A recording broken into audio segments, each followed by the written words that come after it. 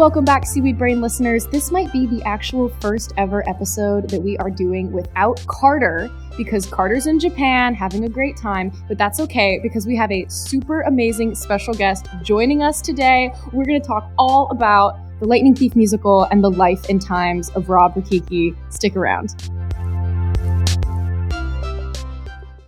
Well, everyone, I am literally so excited to have Rob here. This has been I want to say years in the making, honestly, because Rob and Erica went to the same college program, which is really cool. But then also, Rob writes punk rock and roll musicals and happened to write the Lightning Thief musical. Can you believe in a bigger coincidence than that? We were destined to have Rob on Seaweed Brain podcast, and it's finally happening here today. And we're going to talk all about, like I said, the life and times of Rob, but also there's some really cool stuff coming up for the Lightning Thief musical. So we will get into that as well. Rob, welcome to Seaweed Brain podcast. Hi, thanks for having me, Erica. Yay. I also have to say, not only do you write rock musicals, but you also write rock musicals that are about, sticking it to the machine and what it's like to be a monster outside of society. And these are all of my favorite themes. Well, this is what happens when you're born on Halloween. You're very emo. And you're wearing can I tell everyone you're wearing a My Chemical Romance shirt right now? Sure. I basically dress like a 15-year-old boy. It's fine. I love My Chemical Romance, but for me, and our listeners know this, my favorite band of all time is Paramore. Hey, I adore Paramore. No one sings like Hayley Williams. Oh, the best. So to get into your life story, it all began in Colorado, right?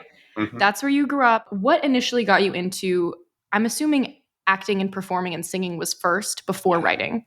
Yeah, and you would be correct. Though I played piano very early on. Yeah, I was in a show in first grade, and that was where I caught the bug. And this is where I say it was literally a show about bugs. It was called Going Buggy, and I played the lawyer who was trying to persecute the bugs, and then I finally changed my mind at the end and let the bugs have their rights. It was a whole thing. I had one line. And it was a real winner, I have to tell you. But it was a thrill. And the kid across the street from me was in it, and I thought that he was so cool. And I was like, it's a painfully shy, kind of nerdy kid. I was like, oh, this is a way to have fun and to be quote unquote cool. Was to do theater and to teach people about human rights. 100% through allegory of what the bugs were fighting for. Yeah, and then I continued doing it. That was my first aha moment of oh, this is something really fun. And then I started kind of writing, just playing around with things in high school. And I had a friend that cast me in a show that he wrote. And I think it was my sophomore year of high school. And it was just this zany, silly, it was a version of I think William Inge's play Bus Stop, but it was called Bus Stop Poker. He made it with all his friends. It was just silly. And I was like, you can do this. You can just write something and have your friends be in it and then put it up on stage, and you don't have to ask permission. You just make things with your friend. How cool is this? So I wrote this absolutely zany, stupid musical play that was called Mass Confusion, because I think my dad had read it and was like, that's what he took away from it.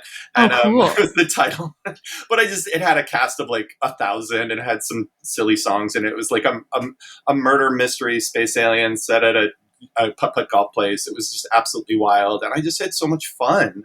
And I wrote a play because I was like, oh, I'm feeling like this could be a thing. So I wrote a play, and it was selected for the Denver Center for Performing Arts to be read in this competition thing with all these professional actors. So that was the second oh my God, this is a thing people could do. Right. And that was really thrilling to see my work done by professional actors, and where you're going to be on tour. You're going to go to the Denver Center of Performing Arts. And then I went to a camp, an arts camp called Interlochen in high school with a lot of, very incredibly talented You were an people. Interlochen person. Well, this is the famous story that everyone has heard me say about of where I beat Josh Groban out for the part of Sweeney and Sweetie Todd. And he carried a grudge to this day until he did it on Broadway. Well, we're friends, but that's also why his name is in the Percy Jackson musical, is because we went to camp together and we were friends. So people are always Josh Groban. Well, that's that. But you could see that's the level of talent that I was at camp with. And Right. it was the second aha moment of like, or third at this point, of like, oh, this is a viable career. Because all my friends were going to be like engineers and things like that in Denver. There was not a lot of people that were going into like musical theater because I'm Right. old, and it was not like Michigan, was just becoming a thing when I joined there, but it's not what it is now in terms of like how everybody is like, oh, I didn't even know it was a good school Right. when I got in. So yeah, I think that was like working at that level when you're young and realizing, oh, this is something really thrilling and exciting. So, and then in college in Michigan, I was a writer there as well. So I wrote musicals and performed the whole time. So it was, and then I just kept learning instruments as I went. But that's kind of my journey of doing both things kind of as I went on this crazy artistic path. Absolutely. And I know you love Sweeney Todd. I also love Sweeney Todd. One of my I favorites. mean, who doesn't? If you ask someone what their favorite musical is and they don't say Sweeney Todd, they're probably going to say Rent, but it's going to be one of those two. Well, yeah. Aside from Sweeney Todd, what were some of the musicals that you like loved when you were growing up that you were like, this is the kind of thing that's cool that I want more of? Well, I think there's like the gateway musicals that my generation had, which was like Les Mis and Phantom. And I had seen Phantom. And my parents had taken me on a family trip to Europe, so we went to London and saw it in the old theater, and it was like so magical to be like at the, and that was really special.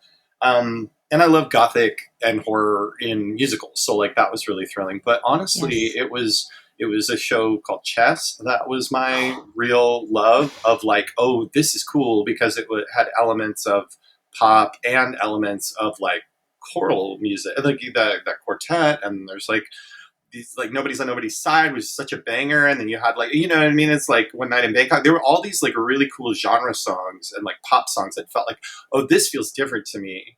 And then that kind of continued until like I discovered Tommy, which changed my life, and Little Shop, which I had always been drawn to. And then in high school, it was Hedwig and the Angry Inch that really was like, oh my God, this is like a modern rock show that is so special and unique and feels so authentic in and of itself. And it was like, oh, this is something else that theater can be. Yeah. And as much as I have such affinity for Sondheim and for Bernstein, I love Candide. That's like another one of my favorite shows. Yes. But knowing that like a well-made rock musical, it's like so hard to find, and knowing that those things are out there, like Hedwig or Tommy, is just like really change the game about like, oh, how I think about writing or or the kinds of projects I want to be involved in and stuff like that. Yeah, absolutely. And outside of the musical theater canon, what were your favorite like bands growing up? Oh, that's fun.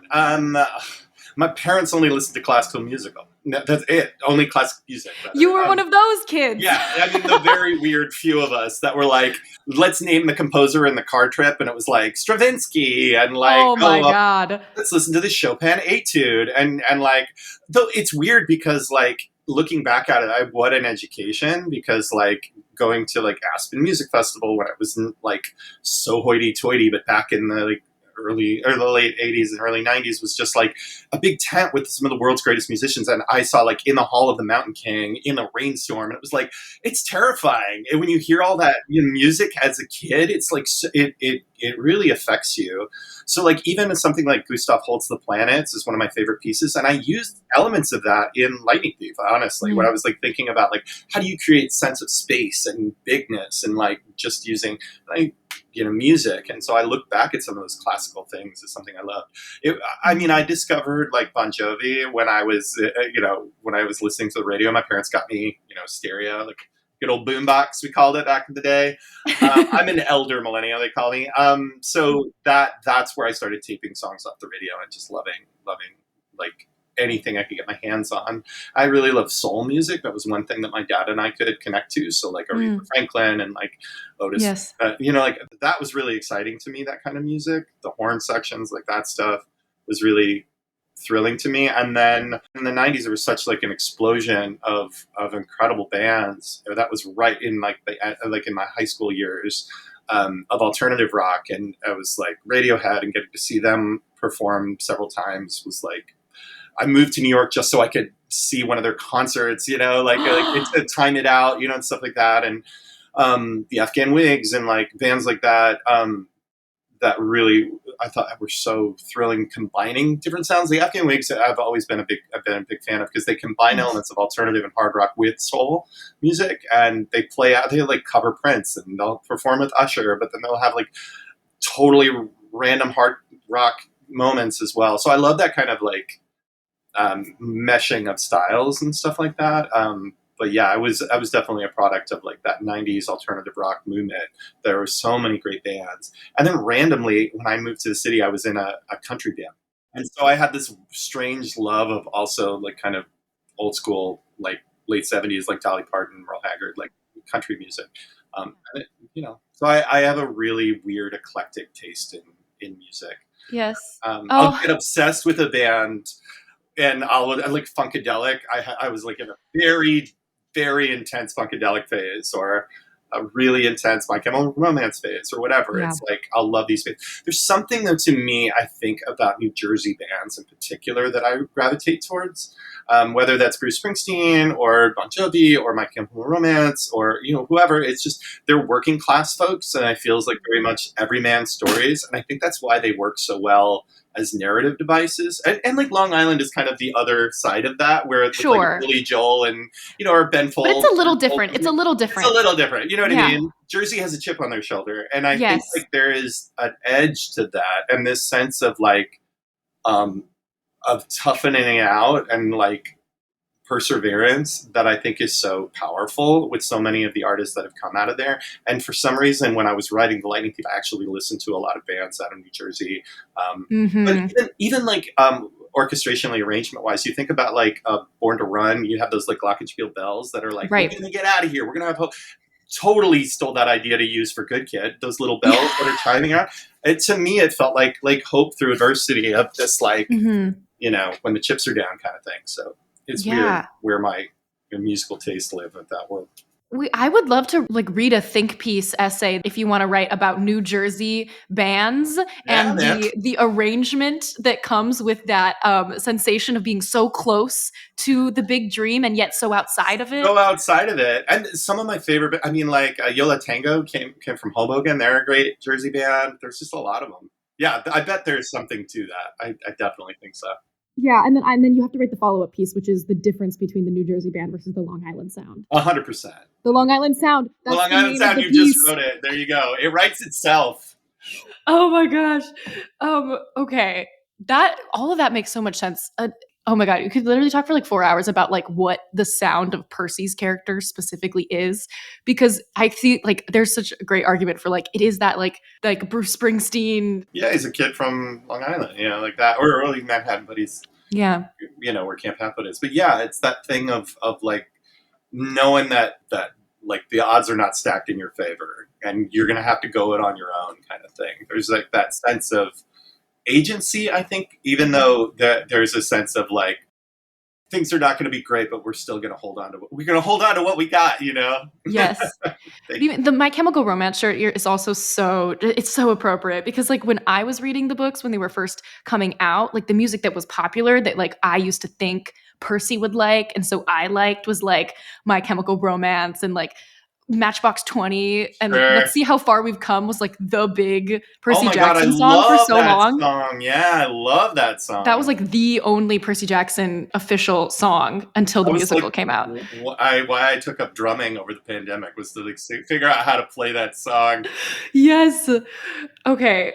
Advancing forward, so you started writing a bit in high school, Yeah. and then you went to a program that is like essentially focused on performing, like at the end of the day. But there's a lot of education I feel like you and I both received when it comes to the B-Wags. structure. Mm-hmm.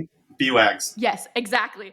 I wanted to bring up Professor Brent Wagner. I was just talking to him like last week. He is the person who founded our program, and he just officially retired, like for real this time, retired. So what better opportunity to honor his legacy a little bit and ask about how the legacy and the teachings of Professor Brent Wagner affected your perspective on like the structure of a song and what songwriting is and what songwriting can be. I watched his interview with the wonderful Ben Whiteley, who was a conductor many times at Michigan rather. I think there's something about Brent's love of craft and what he did. And I teach at a college, and my wife's a program director at a university of musical theater. And I think that the things that we loved when we had in our education, and things that I particularly loved, was how seriously they took the art form of musical theater as a career. The rigor of the academics and understanding the history and understanding kind of the nuances of how things are put together in a musical, which I think a lot of programs, as well meaning as they are, and there's some incredible programs out there, I think there's something really special about really digging deep and understanding how a show is made, how collaborative it is. I think a lot of performers come out of programs thinking, oh, well, I'm just a vessel to do a show, or I'm thinking only about my one track, or how. And I think there's something about Michigan about like the interconnectedness of the storytelling, the craft of the writing, especially in that 101 class he taught up. He would go off about like how much the chord changes in King and I were so beautiful, or why Gypsy works, why the songs are just so thrilling. And out of context, everything coming up roses feels just like a fine little pop song of its own, but then in the context of the show, it's terrifying. When I saw it for the first time in context, I've never seen a song that was like, oh my God, it is terrifying. She is literally singing about like how she's just going to squash everything and her family and everything down to make it to like muscle her way to find success. And just to see how we don't necessarily think about these songs in the way that they are presented, because I think we think about them kind of as, oh, this is just a song that we've heard before, rather than like really understanding the context dramatically of how they fit into a show and the chords and all of that goes with that. I was also an English major as well. I was dual degree. I had 2 degrees in 2 schools because overachiever. I minored in English lit. Where you got? Did the LSA? Did you do Yeah, I was going to say at LSA, yeah. I was primarily focused on Victorian literature, just because I love the well-made novel, being immersed in a world. And you love Gothic horror. I love Gothic horror. So we got to cover all of those, like Dracula and Dr. Jekyll and Mr. Hyde, which is the first musical I tried to adapt when I was 13, until my parents were like, oh, there's a demo musical. I had a whole poster made. I wrote this killer song called The Silence Before the Storm that is really bad, but someday somebody will hear. But how many Gatsby musicals? How many Wild Party musicals? Why not go through with it? Right? But I think there's something. So I love that Brent really, and I call him Brent. It's though I still feel like sometimes calling him Mr. Wagner, because, and again, that's part of it. It's like this level of respect of the industry that you're going into. Not like, oh, this is just a fun hobby, but you have to have respect for the profession and yourself, and understanding how to carry yourself as a professional, because your professional persona now, it starts at such an early age. And I think a lot of young performers I see in some of my college students, I'm like, everything that you do can be part of your professional persona. And so you have to be careful about what you're posting online, how you collect yourself, how you carry yourself, especially in schools in New York, when you're working with guest artists and things like that. Because those are the relationships that are going to carry you through. Those are the people that you're going to kind of help and or will help you. So trying to stay, those things that we always talk about that you have control over, being prepared and being nice, really the 2 things you have control over, really start at that formative age in college when everybody is still like figuring out who they are. And for whatever reason, there's so many songwriters, I think, that were inspired by Brent. I mean, like Benji Justin and Nick Blameyer and Jeff Marks, who wrote Avenue Q. Like, we all came out of that program wanting to write and act at the same time. And there is something to that. There's something in the water over there. Yeah. Have you worked at all with Lynn Schenkel since she started the minor in composition that they have now? I know. I actually thought about applying for that job when I first saw it listed. Sure, yeah. Lynn orchestrated a show of mine called Breathe that I wrote over the pandemic with 5 other writers. I adore Lynn. I think she's just a brilliant orchestrator. Yeah, I would love to teach over there. I think it would be really fun. Yeah, you're past due for a masterclass. Yeah, I've never been back. Past due. I would love to be back.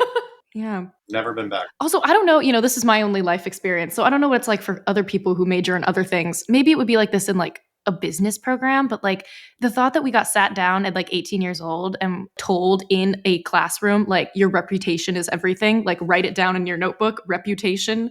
And what does that mean? Let's break that down. Being nice, being grateful, like having respect, all of these things. Yeah, I mean, well, because I think, you know, other professions can be just as cutthroat, but I think in theater, you are the commercial property. You know what I mean? You are the entity that you're quote unquote representing, or I hate the term selling, but you are that.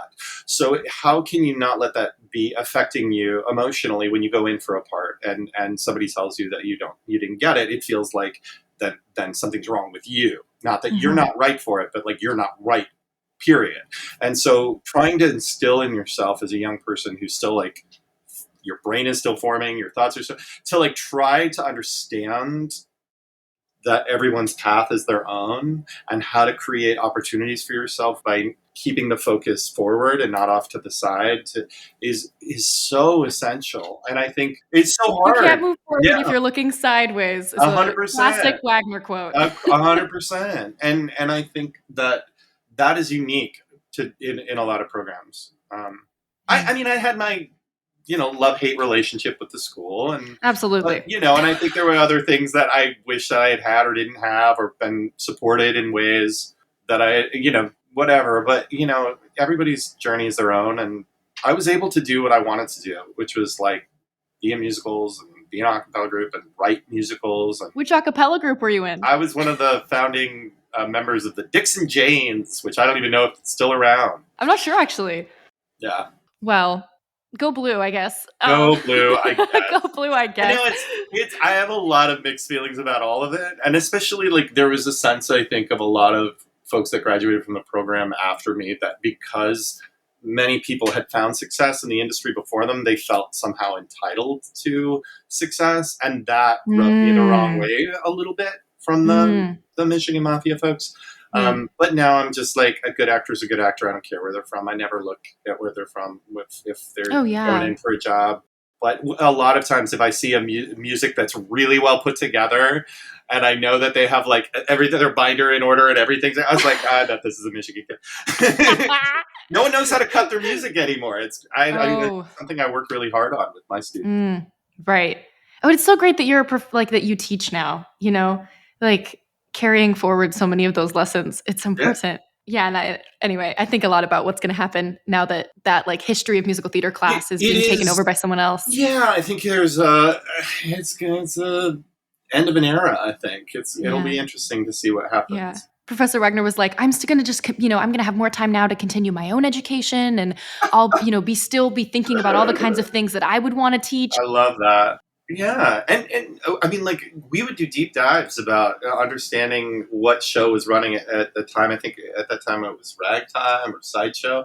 Understanding the critics, understanding kind of all of the elements that go into a show. And I don't know of a lot of other programs that do that, putting in perspective of like, what was the show trying to achieve, and did it successfully, accomplish those things or not? Yeah. To get your own opinions on if something art is valid or not, which I think is really important when you're trying to figure out your taste as a person and what kinds of projects you want to be a part of.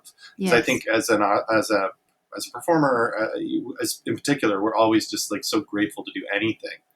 And I think part of understanding what is out there and off Broadway, all this stuff is kind of saying like, where do I fit in this world? And is there a place for me? And do I need to carve out a niche myself?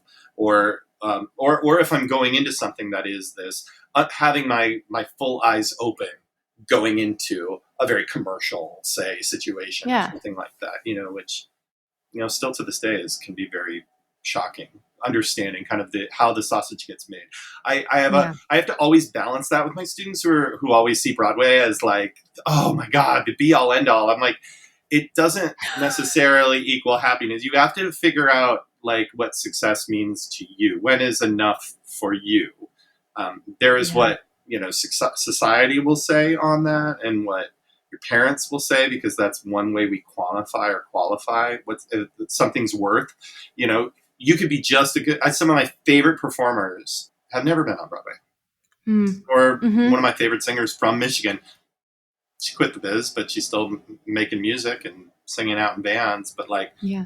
my favorite voice of all time. So you just never know. Yeah, absolutely. You have to define, especially in every industry, but especially in one like this where everyone's eyes are on you all the time. You have to know what your own definition of success is. 100%. Still working on that. Me too. Well, you did find success from the eyes of the outside world with The Lightning Thief. Segue. So you graduated from college, you're still acting and you're writing. And then, our listeners, if you listen to our episode with Joe Trace or one of the other episodes we've done about the musical, you will know that the Lightning Thief musical was commissioned by Theater Works. Joe wrote a play initially, and then they were having people try out to see like who wanted to write the music. Rob wrote the music and the lyrics for the musical. It was originally a 1 hour, basically theater for young audiences version of the show, and it toured around a bunch, and then it was off Broadway, which was a huge success. And then it got a spot on Broadway and was expanded. Well, you go ahead, yes, jump in. slightly different, but you're on the right path. We were originally a 1 hour version that played at the Lortel, you're right, and then that version went on tour for a while. And because we got a Lortel nomination against Hamilton for Best Off-Broadway Musical, that's what perked up producers' eyes, and we're like, what? And it also was very shocking when you're like, Sutton Foster is reading your name against like Manuel Miranda. It was like, that doesn't happen to a kid's show, So TheaterWorks did something they'd never done before, which is we are going to rip open the show and make it a 2-act, and make it off Broadway. We did a 2-act. And we took 2 years to do that between 2014 and 2017. And then we did a lot of readings and workshops in between that. And that version went on tour. We played the Beachmen, we played the Beacon Theater, which is this big rock and roll venue on the Upper West Side, which I had seen some of my favorite performers that performed there. David Bowie, everybody's performed there. It's incredible. And to have a rock and roll show play there, they invited the Schuberts to see it. And they were like, hey, we have this spot available, because Diana was supposed to come in at the Longacre and wasn't for 4.5 or 5 months. And they're like, we have a spot. Would you want to move? So we thought the tour was ended. And then we were like, well, I guess we're going to move the tour to Broadway. So that's kind of how that worked. The tour was basically the last stop was Broadway. Right. Right. Which I think is how we had all saw it, but I think the industry saw it slightly different. We can talk about semantics later, or about totally elitism in the musical theater world, but but I was very proud of every iteration of the show it's gone through. But I think Off Broadway was really special because we, at the time, especially the 2-act, when we finally had sort of cracked it, and that's when we had we were really coming up with really fun moments. That's where Good Kid and all those songs were written. I think about 30 song moments were cut and changed in between that 1-act and the 2-act. And that cast was so special. It was really fun. That was my fave. Yeah. We spoke a little bit about this with Joe when he came on, but the process of taking a show from a 1 hour to a 2-act, full-length musical. It's insane. I mean, that's nuts. My day job is laying out songs and scores for 1-act versions of Broadway shows. So I very much know economy and storytelling of truncating a Broadway show and how you would whittle it down to a 1 hour version. If you ever done a Shrek Jr., I helped lay out and adapt that. But for this, it's the inverse of that. And Joe talks about it. I don't know if you mentioned this, but I like his metaphor, which is we had this crazy roller coaster, and then we had to destroy the roller coaster and build an entire amusement park is basically what we had to do. And a lot of it wasn't just inputting more plot because we wanted to put in more plot, but a lot of it was let's take this from being a more show for younger folks and make it more for a broad general audience. But and let's live with some of these characters a bit more and give them some time to breathe and deal with some of the ramifications of the stuff that's going through them. And that's when a slightly more mature kind of thread ran through it. And that's where I had songs like Good Kid and Migraine Plan and Tree on the Hill, which had been a half of a song in the 1 hour, became its thing. But most of the songs that people associate Bring On the Monsters, Son of Poseidon, those were all written for the 2-act. Do you remember how long it took you guys to sort of crack that code and be oh, what we're going to do are specific character songs where they can live in the moment? It was, Joe is one of the most brilliant book writers I've ever worked with. And I think a lot of people don't understand how hard it is to write book to a musical people will blame a musical for not working, and they'll usually turn to whatever, the book writer, whoever. But it is so hard, especially adaptation, for hundreds of pages of a novel that is part of a larger series of books, a very beloved series of books, where a movie that wasn't well received for the audiences. So we had to like win over the audiences, do a faithful adaptation, combine characters. We had only 6 actors originally, and then we had 7 to play about 40 roles without much of a set or budget, because originally this thing toured on a van. You know, it was like, how do you make all that work? And Joe just comes down to like, what is the essence of the character? What is the story that we're getting? And like, what can we add back in that we missed, or maybe kind of put like a little bit of a brushstroke, and now can we actually paint that out, flesh that out more? And what would that look like? So, you know, like Percy leaving camp, it seemed like such a devastating loss that he gets kicked out of camp, but we had to just kind of fly right past it. And I was like, that seems like a song moment, Joe. He's like, yeah, you should go write that. And other times, but I knew immediately what it would be. And I was like, if I had felt kicked out of camp, and then we had a bunch of cut material from other things, I was like, I have this like bees in his head buzzing guitar sound of like 6 bulls and 6 years. It's like this, like, you're never good enough for anything. And I want him to like explode into rage and have a temper tantrum about like how it's so unfair. Mm-hmm. And then at the end of it, come to that this resolve of like, I'll have to figure this out on my own because no one's going to do it for me. And I love that good kid. It literally is becoming out of that character moment of literally that 3-4 time signature, listening to a lot of Paramore during that time. You know, yes.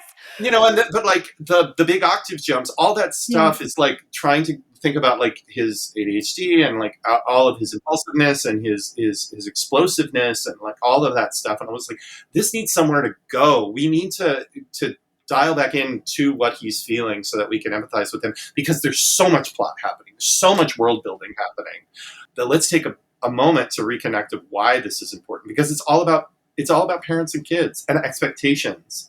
You know, whether those self-expectations or the expectations that the adults have on you. That's running through the whole show. And that's where we were able to kind of flesh out, what are those character moments? Why is Grover feel regret for not saving his friends? Why is Annabeth feel, you know, so much animosity towards her parents? And what is self-perceived and you know what I mean? What is actual and what is like kind of your interpretation of those events? You know what I mean? Whereas Annabeth is kind of like written off her dad. She has to go on the quest to kind of understand that like, maybe I should give him another chance. Or Percy being like, maybe my dad was a screw up too. Those are like big moments for a young person to understand. And I was like, that's what I think this larger version needs, is those kind of things. And so, yeah, it was a lot of figuring those puzzle pieces out. But sometimes it was just out of like, some was out of necessity, and others were like, Barbara Pasternak, the artistic director of TheaterWorks, was just like, I want an underworld sequence. And I was like, oh God, I don't want to make that. Like, Spooky Mormon Hell Dream? Spooky Mormon Hell Dream is perfect. Literally. I said, Spooky Mormon Hell Dream is the most perfect underworld sequence. How am I going to match that? Again, I would turn to the book, or I would turn to Joe, and I'd be like, how are we going to do this? And Joe would be like, they're they're a record company. So like, let's play with the genres of all these records things down there. And I was like, oh, that's so fun.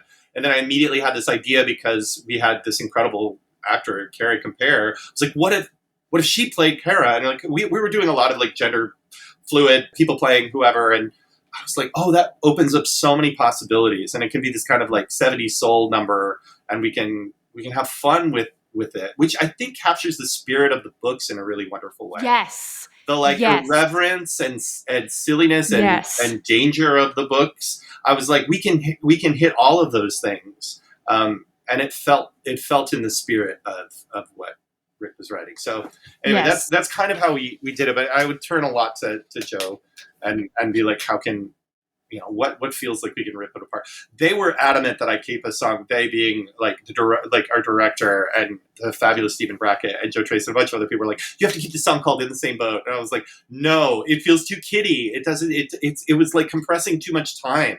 It went from Medusa all the way to the underworld. And I was like, no, we have to crush it. We cut it. We had the St. Louis art sequence. We had a rainbow phone sequence. We had a fight again. We had this whole, and we just kept being like, this is too much, this is too little, and like kind of figuring it all out. But I was like, there needs to be a road trip song. And what does a road trip song sound like? And because I'd been in a country band, I was like, it should sound like Eastbound and Down from, you know, what's that Burt Reynolds movie? Oh, you know what I'm talking about? You have no idea what I'm talking about, do you? I'm old. No, get it. Cite that source. But I'm gonna look it up, right? Yeah. But you know, it's that like road trip sound, and that's where Drive came out of. So like ripping that up, Smokey and the Bandit, Smokey and the Bandit. Okay. It's like racing against time, trying to get to a thing where we got a lot of work to do and not a little time to get there, and you know, it's just like that kind of spirit of the thing felt really right to me. So sometimes it's like how genre and like the necessity of the plot like works so beautifully hand in hand at some moments, you know what I mean? Where it's like emo angst works so well for Percy, or like analytical, you know, stuff works so well for Annabeth's kind of figuring out what her sounds. An acoustic guitar is Grover. Acoustic guitar is Grover, you know, it's like figuring that out, you know. So yeah, that's kind of how we solve those puzzle pieces. Yeah. This is the part of where I just rave and rant about how good the musical is, because like we've talked on this podcast about all of the different adaptations. You know, we just kind of got done with really diving into season 1 of the show, and you know, we've talked about the movies, and like consistently, like Carter and I, we really, and a lot of people we talked to also agree that like the musical is, as far as really the essence of the books, captures the most of that essence, you know, and is able to portray, the true vibes with a capital V of Percy Jackson come across the most in the Lightning Thief musical, because it is irreverent and silly and goofy and imaginative and creative. And I think Good Kid is just unbelievably accurate to the character of Percy. Everything from the sound to where it falls in the story. Like you said, this is a moment that is almost like his I Want moment, where he realizes through the angsty breakdown that he can't rely on the system. Like he can't be seeking out approval from that system that kicks him out. Yeah. It's like, I'm good enough for some. I love the turn, because I was playing with it and I was just kept repeating it. Maybe I'm good enough for someone, maybe. And then I was like, wait a minute. If he just says I'm good enough for, he's building himself up literally by repeating the thing that was against him. Now it becomes the thing that is empowering him. And I was like, oh, that's fun. But I was going through a lot when I was writing that show, because I had booked a Broadway show myself as an actor, and then it fell apart, and the producers had pulled out, and I was really floundering, and I felt like very much like Percy. I think a lot of like, you know, it doesn't matter how hard you work, after how many years you finally get this opportunity and it's taken away from you, and it's like the universe seems so arbitrary and the gods are so cruel and, you know, ambivalent. And so I think we're all in a state of this like arrested development that we have in our teens, where we can tap back into that feeling of why am I not enough, and why, you know, that stuff that these young people are feeling. And I was like, oh, it's very easy for me to tap back into those feelings when I was writing this musical. So it was angsty, and I feel like because I was angsty. And that is why angsty teen alt rock will always be universally appealing for the rest of our lives. Whether forever. That's Heathers or Beetlejuice or whatever, it taps into that place that we understand so well of how hard it is to be a young person, young adult in particular, figuring ourself out and our relationship with our parents. And it's great. It's also great because even though the Lightning Thief musical is really just the first book, I think that moment, that character development that Percy goes through in Good Kid, I can see him sort of like walking out of that song and then walking into the ending of The Last Olympian and saying, you need to take care of your kids. Like that much growth. I will say that like we had a lot of thoughts about the ending of the show. I had written a kind of more passive version of, and we were talked a little bit about like Luke. And Joe was really smart about how we talked about like how can we allude to Luke not just being a one-note villain, but really understanding that Percy is a foil for him, and that if he had gone down the path of anger like Luke did, like so easily, he could have totally fallen in the issues. It's just like, but because he had his friends and this quest, and he was able to realize that he can forgive his dad, which is a huge thing and a very hard thing for people to do, you know. And so at the same time, it was like when it came to the end of the show, I had a kind of more passive lyric about like how will we remember each other when we leave this place, you know, very much like what camp is like. And I don't know if Joe talked about like what the original play was, but it was very much like people around a campfire. And that's kind of how the show is building towards this kind of ending of saying goodbye, which reminded me a lot about leaving my friends at Interlochen, these people that like have changed your life over a summer. And now you may never see them again, but it's like you're a forever change for them. And you know, what will happen. For good, some might say. For good. Yeah, exactly. Right. And I mean, I don't want to get overtly political, but in 2017, when we were writing this ending, all of a sudden it became very clear that some of the themes we were talking about like our leaders not having our best intentions at heart. And there are some real monsters in the real world. And it's very scary right now, the people that want to take rights away from, people. And it's very scary. And this sense that we had this opportunity here to change the song, to turn into this song called Bring on the Monsters, which would then, I think, captures the spirit of some of the later books and things, again, of like, the battle's over, but the war is far from won, right? Yeah, right? Mm-hmm. It's that sense you get from watching, like, my favorite movie, because I'm old, is Empire Strikes Back. It's like The Empire Strikes Back. Our heroes are, like, dashed to the four corners of the winds. They're scattered to the winds. Like, what's going to happen? We don't know. It's like we just have to hold on to each other and keep fighting the good fight for what we believe in. And I think to then take that message out on tour was really powerful to me, to say to all these young people, like, not in a preachy way, but just like, to each their own. Like, you have to make the change you want to see in the world. Like, it's not going to be easy, and our parents have left behind a really broken world, and we are the ones that are going to have to pick up the pieces. But it's like, you can either let that destroy you or consume you, or you can let that galvanize you. And I hope that it inspires people to do that, or at least that's when I'm feeling really sad about the state of the world, I try to bolster myself with song like that. So that's again, like, it came out of the time when it was written, and it felt really right for what those characters were kind of going through, and leaving us on a cliffhanger. But I think that song sends the audience out of the theater on a high, being like, I'm gonna go conquer that thing that I need to conquer, or like stand up to someone I need to stand up to, or believe in myself more, or all that kind of stuff, without it hopefully not feeling too preachy. Yeah. Well, first of all, it captures the essence of the moral of the story of all of the Riordan verse, particularly the Greek and Roman books, that like Gaia and Uranus left this terrible situation to the Titans, who left this terrible situation to the gods, who leave a terrible situation to their children. Right. It's so Greek. Generation after generation, we have to fight the same fights. And we have to either break this cycle or keep going, which is weird, because the show I adapted in Michigan was this, like, that my first musical I wrote was an adaptation of the Aeschylus's The Oresteia, which is very much about those things. It was terrible. It was like a cop drama and gritty, and everybody is like a lowlife or a scum or prostitute. It was very, very graphic and like brutal violence. It was just like, it was not a good musical. Let's just put it that way. But I think I was really interested in those themes, those ancient Greek themes of like parents and children, and how do we break cycles? How do we find a way forward?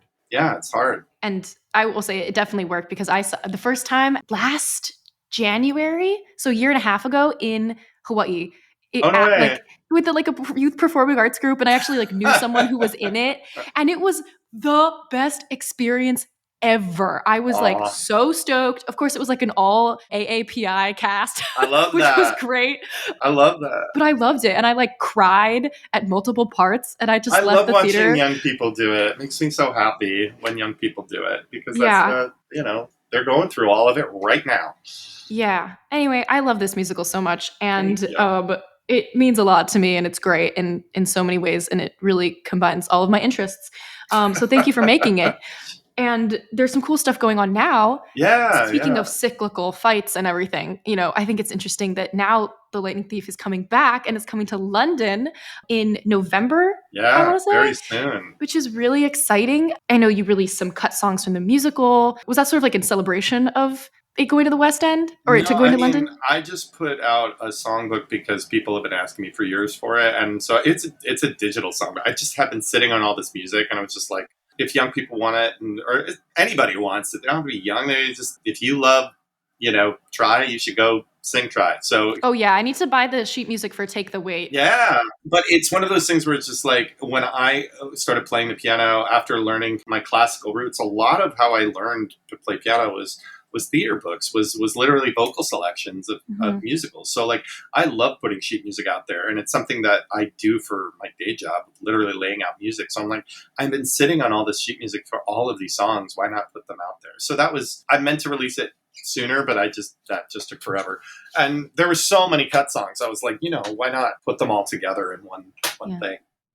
So that was that. And then, London is really exciting. We're working with an amazing director, choreographer named Lizzie Gee, who just worked on Groundhog Day. We're at a beautiful theater space that I love, that People Are Chill and Heather's played at, called The Other Palace. And I think it's a nice, back to like an off-Broadway sized theater, which is going to be really, I don't know about immersive, but environmental. And I think the audience is going to feel really intense. We got a full band. I feel like a lot of people haven't heard the Broadway orchestrations because they're used to hearing the cast recording. So we're going to hear all of those. We're updating a couple things. Nice. Joe and I may be tinkering a little. Ooh, I mean, I was going to ask. I was like, how much active work is going into this production? Not a ton. I mean, like they're basically doing their own thing with it. It's going to be an entirely brand new show. But Joe and I were like, this is an opportunity to maybe play with some things and add some surprises. We have like an illusionist that's working with us. What? I think it's the person from Back to the Future. I don't know. We've got some really cool like lighting designs, and it's going to be cool. They start casting next week, so I'm excited about that. See who they get. What I love about the show is just like seeing, it can be done by anyone. I just love seeing folks that connect to it from all over. I want to play these characters because these characters mean so much to people.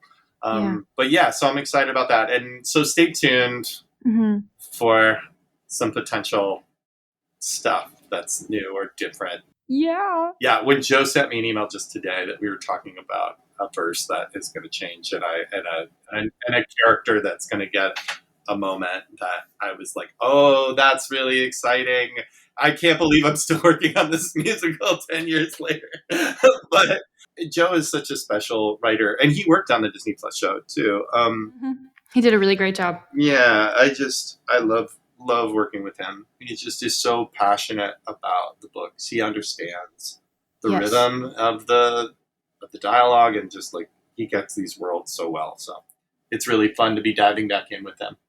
Yeah, and the cyclical nature of revisiting this material and what time it is. And like you said something really great on the theater podcast that was like back in like 2020 about Percy specifically being just such a great story about like young boys, experiencing empathy and going through stuff.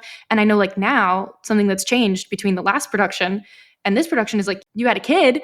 Like, I wonder if you have a different perspective at all now than you did the last time you were working on the story. Well, I think now I empathize so much more with what the gods are trying to be, or Sally, any of the parents of just like, you're gonna not do it perfectly. It's messy. Growing up is really hard. It's really messy, and there's no one size fits all way of parenting either. It's just you have to try to do your best. And I do see the world that my daughter is going into, and I'm nervous about it, but I'm very proud that I get to make art with people I love and with a really wonderfully cool and diverse group of folks, and live in a cool place that she gets to see a lot of other experiences and learn from that. And that's really thrilling. But yeah, I think a lot about the art I consume through the lens of a parent now.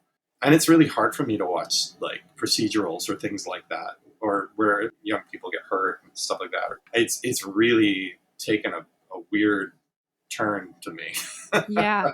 The kinds of like, I'm a big horror movie buff, and now I'm like, I don't know. Did you see Longlegs yet? No, I'm terrified. I really want to see it, but let me know what you think. I might have to rent it. I still am like caught up. I have to watch Maxine. That's on my next list. Oh yeah, that's first. All right. Well, Rob, thank you so much for chatting everything and your life and times and Percy Jackson. Thank you. This is the part where you have to share one piece of advice, your golden advice to someone interested in doing what you do.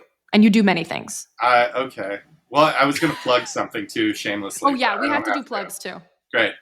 Piece of advice. Oh man, I think it comes down to finding people you love and just truly, it's really hard to be making art with them if you can. And that, I think, to me is the measure of success to me. But a piece of advice is like everybody's everybody's path is their own.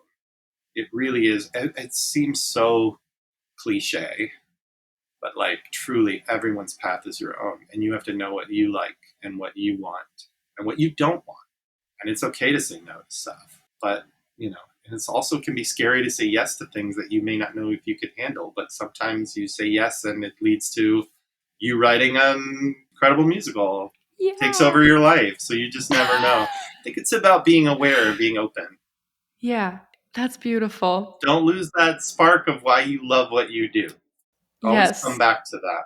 I also want to say I'm glad, I know that The Lightning Thief has in many ways taken over your life, but thank you for making it. And you do have an army of neurodivergent Gen Z to millennials behind you for the rest of your career, supporting you at every move, Very kind. It sometimes feels like I achieved this thing and then it's gone away, and like, oh, it will be the only thing that I will ever be known for, or that I will ever, or have. And that's really, and if that is that, then that's okay, But I'm also like, I'm also excited about the next chapter of the other stuff I get to write as well. Yes, and you have written a lot of amazing stuff. Plug some stuff for us. Why don't you? All right. Well, I'm plugging a project that I'm writing with Anna K. Jacobs, who just wrote Teeth. That's off Broadway. Good. She's a genius. One of my other favorite collaborators ever. We wrote a movie musical that we're adapting as a stage piece, and I'm putting out a concept album for that with a whole bunch of really cool Broadway folks, and that should be out later this year. So I'm very, very excited about that. It's called The Real Gemma Jordan. Yes. Oh my gosh. Okay, that's really exciting. Yeah. So I have a couple singles coming out from that. So you can find them on my Spotify. Hey, so make sure you follow Rob on Spotify. I'll link the cut songs in the show notes because you definitely want to take a peek at those. Listeners, if you post a guitar cover or something, you should tag us in those. That's really cool. You should. Oh my God. I love watching covers. It makes me so happy. Yes. If ever I'm having a down day, I'm like, somebody's going to cover The Tree on the Hill. And just be sobbing their way through it. And I'm like, yay. I've done it in my own living room. I've been like, I'm having a bad day. I need to sing The Tree on the Hill and it will heal me. That makes me so happy. Yes. Okay. Well, everyone, Rob is doing so many amazing, cool, amazing things. Make sure you follow all of the links in our notes. Follow Rob, tag Rob in your sad, depressing Tree on the Hill covers. And if you live in the UK, go see The Lightning Thief. I'm gonna be there, so go say hi to me. I'll be there for opening, I hope. Rob will be wearing a My Chemical Romance shirt. Probably. All right. Thank you so much, Rob, and we'll see y'all next time. Bye. Bye.